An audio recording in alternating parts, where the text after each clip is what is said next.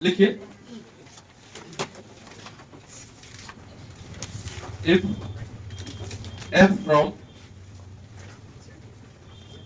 0 to infinity, मतलब हम ये बता रहे हैं कि एनसीईआरटी से मिलता जुलता क्वेश्चन कैसे, देखो जेई वाला पूछा, मिलता जुलता जरा सा चेंज किया, लेकिन समझाएंगे जब तो तुमको फिर एनसीईआरटी वाला भी बन जाएगा तुरंत। If f from 0 to infinity to 0 to infinity, ठीक।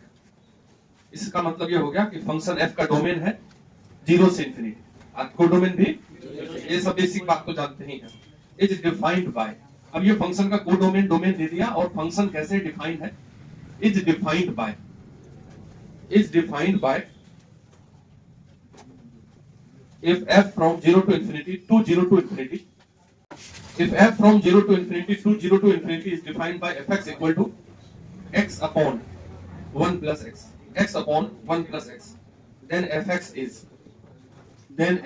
is ऑप्शन में है 1 1 on 2 1 1 and on 2, दूसरा ऑप्शन है many 1 and on 2 many 1 and on 2, तीसरा ऑप्शन है 1 1 into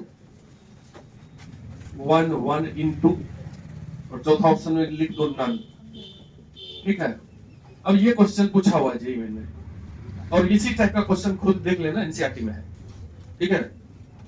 मेनी वन में पहले फर्क कर लिए क्या, 1 1 होगा तो मेनी वन वाला काट दो, ऑप्शन नंबर बी नहीं होगा। अब कोई बच्चा बोल रहा है कि हमको नहीं फर्क पता चला है 1 1 है कि मेनी वन है, तो तुम क्या बोलोगे? अगर हम सिंपल भाषा में ही बात करें तो 1 1 को चेक करने के लिए क्या मानते थे, x1 and x2 are 2 inputs, अपने मन से लिए, फिर बोलते थे कि x1 पे जो आउटपुट है fx1 और fx2 दोनों को हम बराबर कर देते हैं। सर देखते हैं करके, नहीं आ रहा है, ठीक है। तो fx सामने दिया हुआ है, इसी में x की जगह x1 रख दें, क्या x1 रखोगे तो क्या होगा x1 by 1 plus x1, x2 रख दो तो x2 by 1 plus x2, और इसको क्रॉस मल्टीप्लाई कर दीजिए तो x1 into 1 x1 into x2 x1 x2, इधर भी क्रॉस मल्टीप्लाई करो तो x2 फिर x1 x2 तो उड़ गया, उसमें कुछ सोचना भी नहीं पड़ा, ऑटोमेटिक x1 बराबर x2 आ गया। यानी कि हम fx1 बराबर fx2 किए हैं तो x1 भी बराबर हो गया, दोनों सेम साइन का है, तो हेंस फंक्शन इज 1 1। चलो कोई दिक्कत, लेकिन ऑन टू इनटू चेक करना ही सिखाना है इस क्वेश्चन से, ऑन टू इनटू कैसे सिखाना है, तो इसी सीखना है। तो ये क्वेश्चन 100% सीबीएसई बोर्ड में आएगा, ये आ जाए या कोई भी लीनियर, अभी तुम लेके गए थे क्वेश्चन मेरे पास वही है, ठीक है। लीनियर बाय लीनियर है कि नहीं देख लो तुम अपना क्वेश्चन एनसीईआरटी, तो यहाँ भी लीनियर बाय लीनियर है कि नहीं, ऊपर भी एक लीनियर है और नीचे भी एक लीनियर है, दूसरा थोड़ी है। कभी भी लीनियर अपॉन लीनियर आए तो जो बात हम अभी कर रहे हैं वही करना है, बन जाएगा क्वेश्चन, और आता ही है, श्योर मान लो कि तुमको मिलेगा ये क्वेश्चन, ठीक है। तो अस्थिर से कोई बच्चा है कि जो पढ़ता है लेकिन घर में रिवाइज नहीं करेगा, तो नहीं, अभी बच्चा बोलते नजर आएगा बड़ा टफ क्वेश्चन, बड़ा टफ क्वेश्चन, 8-10 क्वेश्चन हमेशा इजी पूछते हैं, उस पर फोकस नहीं कर पाते हैं वो, तो बेवकूफ बनता है ना। ऑन टू इनटू के लिए कोडोमेन डोमेन रेंज पे बात करते हैं कि क्या है नहीं है, नहीं, ये दोनों में से क्या फंक्शन है, फंक्शन में डोमेन दिया हुआ है 0 से इंफिनिटी, कोडोमेन भी क्या दिया है, रेंज ही ना निकालना है, तो रेंज निकाल लेते हैं। इस फंक्शन का रेंज निकालने के लिए तुमको नहीं सिखाए हैं तो सीख लेते हैं। अगर fx इक्वल टू लिखा हुआ हो लीनियर बाय लीनियर कभी भी जीवन में, इसका रेंज निकालने के लिए fx को y लिख दीजिए, y equal to x plus 1 by x, ठीक है। उस दिन भी बताए थे कि y बराबर दिया हुआ है और निकाल लेना है x बराबर, x इक्वल टू क्या, y के टर्म में, ये y इज इक्वल टू किसका टर्म लिखा हुआ है, तो हमको बस एक ही काम करना है, इसको सॉल्व कर देना, क्रॉस y बाय 1 ले लो, इधर इंटू कर दो, y into 1y plus xy is equal to x, x वाले को एक तरफ कर दो, खर ये x माइनस x माइनस, फिर ये y is equal to x common कर लो, यहाँ से x निकल गया क्या, y, ऐसा ही निकालना है, हर बार यही काम करना है, x बराबर निकाल लो, x इक्वल टू क्या निकला, जो भी निकला उसको अच्छे से देखेंगे, x अगर आया y के टर्म में, ठीक है, तो तुमको बस यही देखना है कि किस y पे ये x अनडिफाइंड हो जाए, बताओ तो किस y पे ये x अनडिफाइंड हो जाएगा, 1 पे, क्योंकि y जब 1 देंगे तो डिनोमिनेटर 0 हो जाएगा, और डिनोमिनेटर 0 नहीं होना चाहिए। हम क्या बोलते हैं यहाँ पे कि if y is 1 then x is not defined, तो मतलब अपना y 1 नहीं होना चाहिए, y क्या होता है, रेंज, x, ये y बराबर जो fx है, इसमें इसको हम डोमेन बोलते हैं, ये जो y मिलेगा उसको क्या बोलते हैं, मतलब हमारे रेंज y में 1 कभी नहीं मिल सकता है, क्योंकि y जब मिलेगा 1 उस समय x क्या हो जाएगा? अनडिफाइंड, मतलब y must not be equal to 1। लेकिन को डोमेन में तो 1 है। देखिए सर, y अपना रेंज है, उसमें 1 नहीं आ सकता, क्योंकि y जब 1 आएगा तो उस समय x क्या हो जाएगा? अनडिफाइंड हो जाएगा। हम बोलेंगे if y is equal to 1, ऐसे भी बोल सकते हो, if y is equal to 1 then x becomes undefined.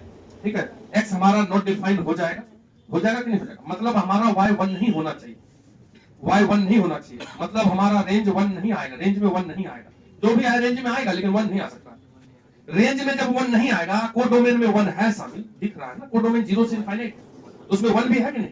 तो हम बोल देंगे हेंस जो रेंज है वो कोडोमेन के बराबर नहीं है, क्योंकि कोडोमेन इज गिवन। कोडोमेन क्या दिया हुआ है? 0 से इनफाइनाइट दिया हुआ है। कोडोमेन में 1 इंक्लूड है, लेकिन रेंज में 1 इंक्लूड नहीं है, इसलिए फंक्शन इनटू है, यानी कि 1 1 एंड इनटू फंक्शन। अब तुमको यही सोचना है, x बराबर निकाल लीजिए और उसको क्या देखिए कि कहां पे, किस y पे वो x अनडिफाइंड, नीचे वाला डिनोमिनेटर को 0 कर देना है, बस अपनी पता चल जाएगा। 1.2 पहला क्वेश्चन देखो क्या है, बोला है सो दैट, ये है क्वेश्चन लिखना पड़ रहा है, so that function f from function, अब हम लिख रहे हैं तो तुम लोग भी लिखोगे क्वेश्चन, ऐसा नहीं नहीं लिखोगे, क्वेश्चन लिखिए। So that function f from, बनाया हुआ है फिर भी कुछ अगर मान लो तुम ही समझा देना, function f from r plus to r plus, r plus to r plus, ऐसा लिखा हुआ है, defined by fx equal to 1 bye x, fx equal to 1 bye x, defined by fx equal to 1 by x is 1 1 and on 2, is 1 1 and on 2। ये पहला line question का लिखा हुआ है।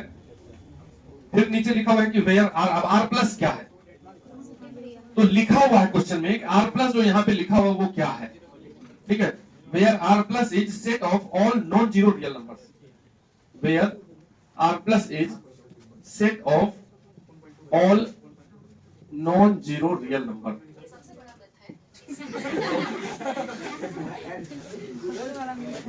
इधर देखो, इधर देखो, ये पहला लाइन है, ये पहला लाइन है। इसके बाद एक लाइन इसमें और जोड़ा है, उसको बाद में जोड़ेंगे, पहले इसको देख लेते हैं। देखो question non zero real number, question में बोला है कि ये जो fx equal to 1 bye x है, इस डोमेन और कोडोमेन में 1 1 और ऑन 2 है, इसको साबित करना है। अब पहले हम fx equal to 1 bye x के बारे में अलग से बात कर लेते हैं।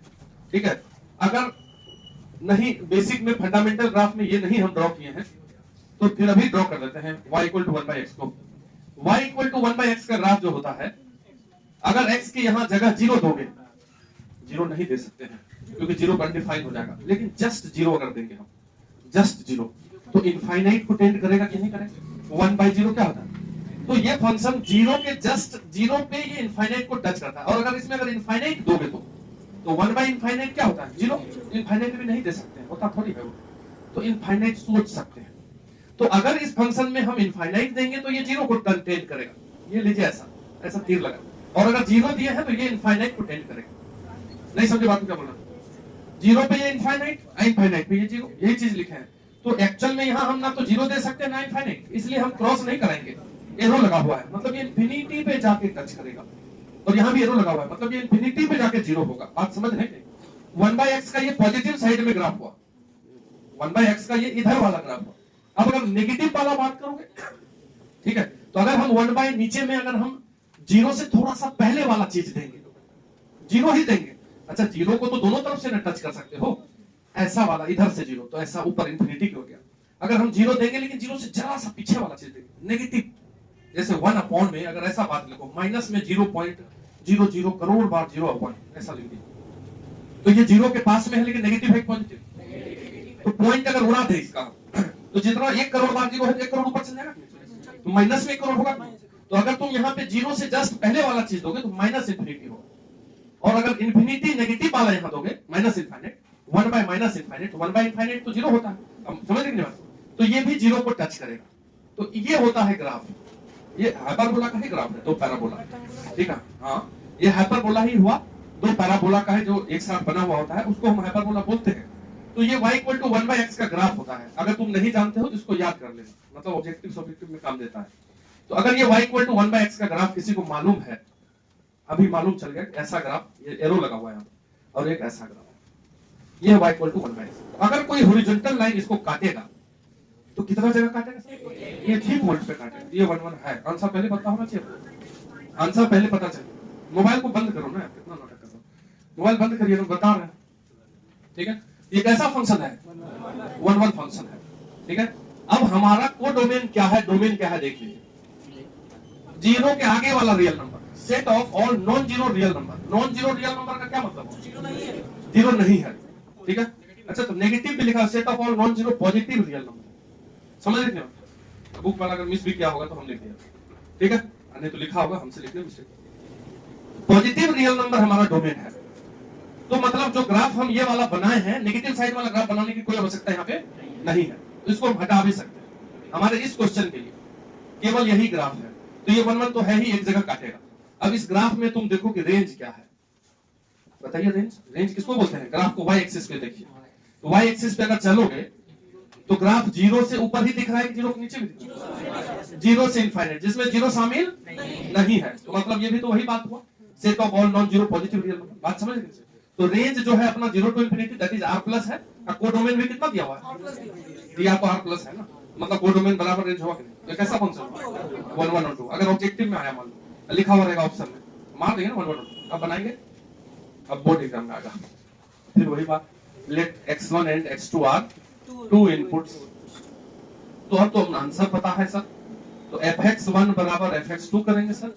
fx1 किसको बोलते हो? 1/x1 को, fx2 1/x2। समझ रहे हैं? तो यहां से तुम 1/x1 इसको भी पलट दो, उसको भी पलट दो, तो x1 बराबर x2, हेंस फंक्शन इज 1 1। कोई बात ही नहीं है इसमें, लिखना भर का देर है। और उसके बाद आएंगे ऑन टू इनटू में, तो ऑन टू इनटू में रेंज। ठीक है, ऑन टू इनटू। क्वेश्चन में दिया हुआ है domain, domain is r plus. r plus का मतलब लिखा हुआ है 0 से infinity, non zero positive real, तो जीरो छोड़ के पॉजिटिव सब। अब कोडोमेन भी क्या दिया हुआ है? r प्लस, 0 से इंफिनिटी। ठीक, अपना y है तुम्हारा 1/x। ठीक है, तो इसका रेंज निकालने के लिए अगर मैथमेटिकली हम जानते हैं रेंज ग्राफ से, तो वहां लिख भी सकते हैं, ग्राफ बना देंगे ऐसा, और टीचर को समझा देंगे कि बोर्ड एग्जाम में कि it is clear that from graph function का रेंज 0 टू इंफिनिटी है, तो चलेगा। ऐसे भी कर सकते हैं, y इक्वल टू 1/x है, x इक्वल टू निकाल लेंगे 1/y। तो केवल ये 0 पे ही अनडिफाइंड होगा, बाकी जगह डिफाइन होगा। समझ रहे बात क्या बोल रहे हैं? 0 देंगे तो अनडिफाइंड होगा, तो y 0 नहीं होगा, बाकी तो सब कुछ दे ही सकते हैं, दे सकते हैं, लेकिन क्योंकि हमको x नेगेटिव लेना नहीं है, समझ लेंगे। तो y अगर मान लो y बराबर 1/x है, तो यहाँ x की जगह नेगेटिव तो दे ही नहीं सकते, क्योंकि डोमेन में नहीं हो। तो अगर कोई भी पॉजिटिव चीज देंगे तो उसके लिए y भी पॉजिटिव मिलता ही जाएगा ना, कुछ भी दे। अगर हमारा y इक्वल टू 1/x है, y निकालना है, क्या निकलेगा? तो इसमें जो देंगे उसी के हिसाब से निकलेगा। इसमें तुम क्या दे सकते हो? 1, 0 के बाद कुछ भी दे सकते हो, 0 छोड़ के जो देना है दे दीजिए। नेचुरल क्यों देंगे? बेवकूफ होगा क्या? रियल नंबर केवल नेचुरल ही होता है। जीरो को 1/1 करोड़ भी दे सकते हैं।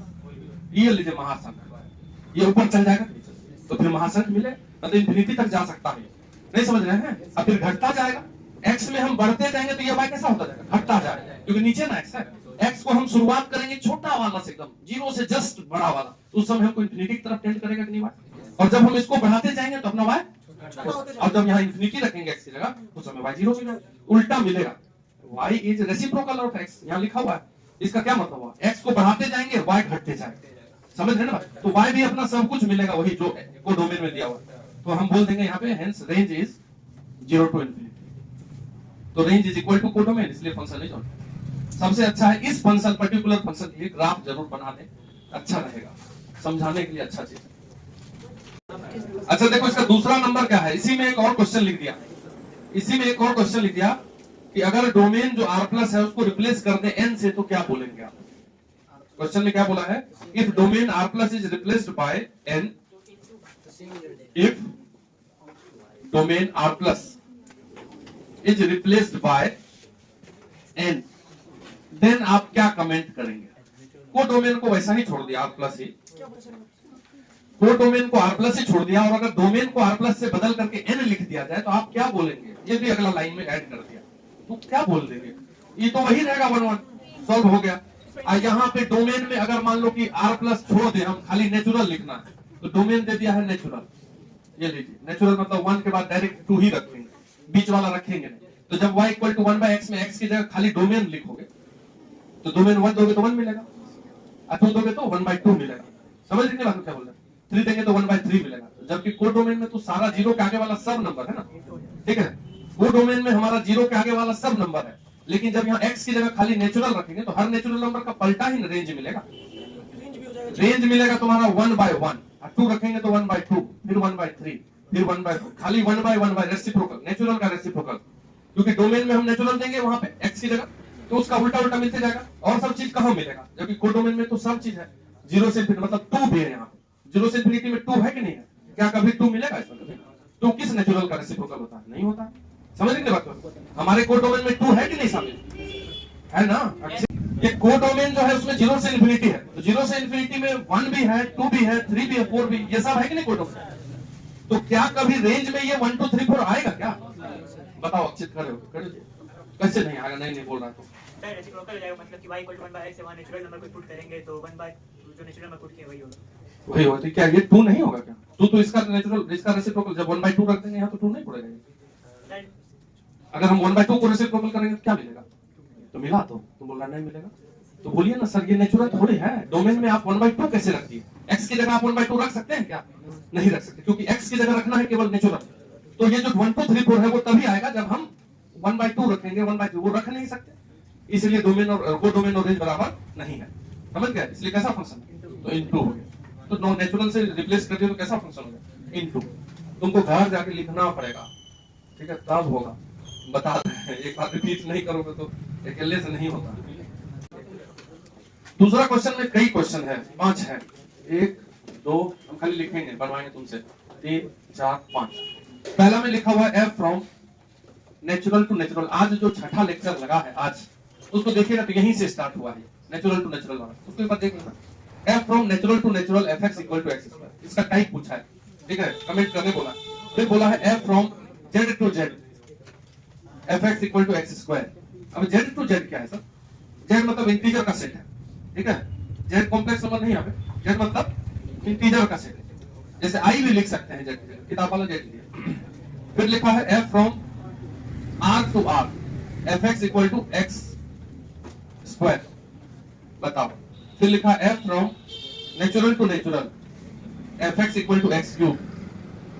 और फिर लिखा है f from z to z fx equal to x cube.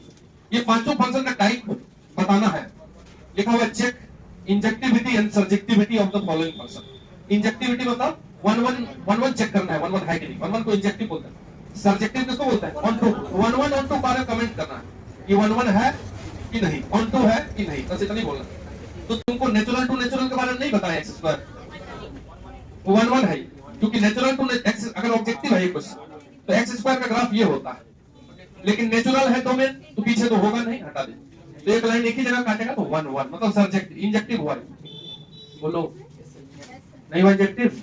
किसको दिक्कत है? जिसको दिक्कत है वो आइए सामने, जिसको नहीं दिक्कत है उसको कोई बात नहीं, बोलो दे। समझ रहे हैं ना उधर? अब रेंज निकालना है इसका, तो एक्स स्क्वायर का रेंज निकालना है। तो डोमेन तो नेचुरल है, मतलब इसमें 1 रखोगे तो क्या मिलेगा? 1। 2 रखोगे तो बीच का कहां गया? 2 3। जबकि अपने को डोमेन में तो सभी नेचुरल है, लेकिन रेंज में 1 के बाद सीधे 4, 4 के बाद सीधे 9, मिस कर गया, इनटू। तो मतलब हुआ ये 1 1 के साथ साथ इनटू है, मतलब ये इंजेक्टिव है। लिखेंगे क्वेश्चन में, this function is injective but not surjective, ठीक है, मतलब ये कॉन्टूर नहीं है। इस क्वेश्चन का आंसर ऐसे लिखना पड़ेगा, क्योंकि हमारा हेडिंग बोला है इसको चेक कीजिए इंजेक्टिविटी एंड सर्जेक्टिविटी। तो उसी लैंग्वेज में लिखेंगे, बोलेंगे फंक्शन प्रूव करके बोलेगा तो प्रूफ वैसे ही करेंगे। fx1 किए हुए हैं प्रूफ क्लास में ना, इसलिए नहीं कर रहे हैं, रिवाइज करा रहे हैं वापस तुमको। अब दूसरा फंक्शन है z to z, integer integer की बात करना है, ठीक है। तो बताइए कौन बताएगा? बताइए, आंसर बताइए कैसा फंक्शन? 1 1 नहीं है, कोई 1 1 बोल रहा है। अच्छा मेनी 1 है ये बोल रहे हो ना? हाँ तब सही है। क्यों मेनी 1 है? बिल्कुल, क्योंकि अगर तुम इस फंक्शन में fx1 is fx2 करोगे तो fx1 अंकित समझ रहे हो कि नहीं? दिक्कत में आ रहा हो लग रहा है। लो सर धीरे धीरे बढ़ाइए तो ठीक है। 15 बार पढ़ाएंगे, लेकिन तुमको अगर दिक्कत होगा तो तुम बोलोगे। 20 बार पढ़ाएंगे एक के बाद रपेट देंगे, याद हो जाएगा। fx1 is equal to fx2 है, तो fx1 इसमें x1 रखोगे क्या होगा? x1। अब तुम ही बताओ कि दो नंबर का स्क्वायर है और दोनों नंबर इंटीजर ही होना चाहिए, तो किस दो अलग अलग इंटीजर का स्क्वायर सेम हो सकता है? बोलोगे बिल्कुल हो सकता है। -2 भी ना इंटीजर है सर, +2 ये थोड़ी बोला पॉजिटिव इंटीजर लेना, तो -2 का भी स्क्वायर 2 का सेम है कि नहीं? यानी कि ये x1 is not equal to x2 possible है ना? कैसा फंक्शन है? Not injective. सर एक बात बोलो sir, x1 square equal to x2 square है ना, तो x2 स्क्वायर अगर हम LHS में ले आते हैं तो माइनस हो जाएगा, तो a square minus b square formula लगाएंगे तो a को खत्म हो जाएगा, तब भी तो बन सकता है। हाँ ठीक है, डायरेक्ट करना सही है कि वो भी ठीक, क्या करें? यही करना, कोई दिक्कत हर क्वेश्चन में नहीं ना लगेगा, वो यहाँ लग जाएगा, ठीक है? समझ रहे बात? तो x1 is not equal to x2, कैसा फंक्शन? नॉट इंजेक्टिव, ये लिखेंगे वहां नॉट इंजेक्टिव, मतलब 1 1 नहीं है। लेकिन अब हम निकालेंगे रेंज इसका, तो रेंज अगर निकालोगे तो रेंज क्या निकलेगा बताओ? रेंज निकालेंगे तो इसमें तुम ऑल इंटीजर रखोगे, 0 रखोगे तो 0 मिलेगा कि नहीं, और 1 रखोगे तो 1, और -1 पे भी 1, ठीक है, और 2 पे भी 4, और -2 भी 4। कभी नेगेटिव वाला इंटीजर तो नहीं आएगा ना रेंज में, आएगा होल स्क्वायर ही आएगा, लेकिन नेगेटिव वाला तो आ नहीं सकते क्योंकि स्क्वायर होकर रेंज देगा। तो जबकि कोडोमेन में तो ऑल जेड लिखा हुआ है, इसलिए into many one and into function, तो लिखेंगे नाइदर इंजेक्टिव नॉर सब्जेक्टिव। ये आंसर हो गया सर? क्या एक एक बात को तुरंत समझ जाएंगे, ज्यादा टाइम? ये वाला तो याद है सबको। पहला question many one into real to real, real to real में पूरा पैराबोला ये 2 बार काटा, मेनी वन रेंज 0 के ऊपर, आपको डोमेन में ऑल रियल दिया, नेगेटिव वो दिया हुआ, तो range is not equal to codomain. कैसा फंक्शन है? मेनी वन इनटू, फिर नाइदर इंजेक्टिव नॉट सब्जेक्टिव, हम ही बताएंगे सब कुछ। ये जो 2 क्वेश्चन है 4 और 5, इसको तुमको करना है लिख। अब हम एक बात और बता देते हैं, ये तो तुम्हारा कॉपी है, क्लास कॉपी के अलावा एक कॉपी ले आइए एनसीईआरटी के लिए, मतलब होमवर्क नहीं, एनसीईआरटी बनाना है। अब तुम बड़े हो गए, अब तुम ऐसा नहीं कान पकड़ना पड़े, पढ़ाते जाए तो तुम देखते जाओगे कि हाँ हमसे क्या बन रहा है, तब ना ऐसा करो। 1.2 जो है इसमें तुम 8 9 छोड़ के सब होमवर्क, खाली 8 और 9 क्वेश्चन बना सकते हैं, छोड़ भी सकते हैं, और सब तुमसे बन जाएगा, और सब हम बता दिए हैं लगभग, ठीक है? तो क्वेश्चन नंबर 1 2 3 4 5 6 7 हो गया लगातार, यहाँ तक तुम बना ही लिए हो। फिर 10 11 12 ये होमवर्क है, तो डरना नहीं है कि कल नहीं आएंगे, ये गलती मेरे साथ नहीं होना चाहिए। तुमसे बने कि नहीं बने हम तुमको कुछ नहीं कहेंगे, तुमको बोले ये बन जाना चाहिए। हाँ ये को 8 9 छोड़ के, ठीक है? अब ये बोलेगा कि कल होमवर्क दिए हैं सर, पूछेंगे, ऐसा कुछ नहीं करेंगे, अलग से किसी से नहीं पूछेंगे, हम सामूहिक पूछ लेंगे कौन कौन बनाया, कोई बात नहीं। तुम इतना अगर कॉपी में लिख लोगे तो अच्छा लगेगा, बाकी नंबर है क्वेश्चन, ये बनाना है। तुमको क्या अरे सुनो, जिसको बेसिक में दिक्कत है वो सामने आओ रे युवराज सिंह, तुम कितना तेज बन रहा, कहाँ था? पैसा मांग रहे थे?